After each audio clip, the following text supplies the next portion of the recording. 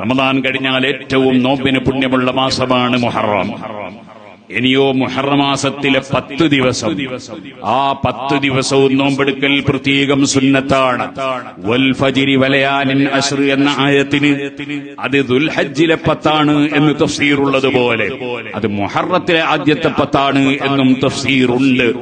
അതുകൊണ്ടാണ് പഴയ ആളുകൾ നിക്കാഹൊക്കെ നിശ്ചയിക്കും പണ്ട് കാലത്ത് മുഹറം 10 കഴിഞ്ഞിട്ടാക്കാം എന്ന് പറയും. അങ്ങനെ പറഞ്ഞിരുന്നത് ആ കാലഘട്ടം മുഹറം 10 വരെ ഇബാദത്തിൽ മുഴുകേണ്ട സമയമാണ്, നോമ്പെടുക്കേണ്ട സമയമാണ് എന്നതിനാലാണ്. അല്ലാതെ മുഹറം 10 വരെ എന്തോ കുഴപ്പമുള്ളത് കൊണ്ടാണെന്ന് ആരും തെറ്റിദ്ധരിക്കരുത്. ഓ സുഹൃത്തുക്കളെ, ആ മുഹറം 10 മുഹറം 9 നോമ്പ് താസുഅ നോമ്പ് പ്രത്യേകം സുന്നത്താണ്.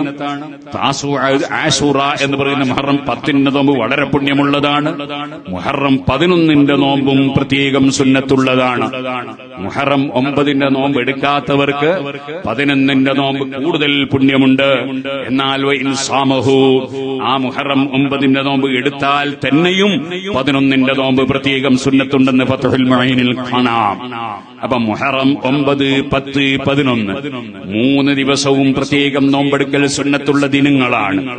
ഇനി ഒരാൾ മുഹറം 10 നിശ്ചയിച്ചത് തിങ്കളാഴ്ചയാണെങ്കിൽ ഞായറാഴ്ച അവർക്കും നോമ്പ് സുന്നത്തുള്ള താസുഅ ആണല്ലോ. അപ്പൊ ഞായറാഴ്ചയും തിങ്കളാഴ്ചയും അവർക്ക് നോമ്പെടുക്കാം. അതിന്റെ കൂടെ ഒരു ചൊവ്വാഴ്ചയും കൂടി എടുത്താൽ നല്ലത്.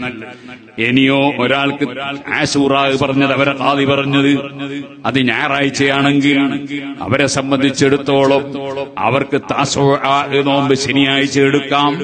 അതേ സമയത്ത് ആശൂറ നോമ്പ് ഞായറാഴ്ച എടുക്കാം. പിന്നെ പിറ്റേ ദിവസം 11 നോമ്പ് പ്രത്യേകം സുന്നത്തുള്ളതുകൊണ്ട് തിങ്കളാഴ്ചയും എടുക്കാം. ഒരു കുഴപ്പവും വരാനില്ല. കുറച്ച് കൂടുതൽ നോമ്പെടുത്ത കൂലി ആസി കിട്ടുമെന്ന് മാത്രമേ ഉള്ളൂ. അതുകൊണ്ട് അതിന്റെ പേരിൽ മുസ്ലിം സമുദായം ഒരിക്കലും ഭിന്നിക്കേണ്ട യാതൊരു ആവശ്യവും ഇല്ല. നമ്മൾ വേണ്ടത് സൽക്കർമ്മം വർദ്ധിപ്പിക്കാൻ വേണ്ടി ശ്രമിക്കുക. സുന്നത്ത് നോമ്പുകളും സുന്നത്ത് നിസ്കാരങ്ങളും ഖുർആനോത്തും ദിക്റും സലാത്തും ഒക്കെ വർദ്ധിപ്പിക്കുക. നമ്മളെ നാവ് കൊണ്ട് നമ്മൾ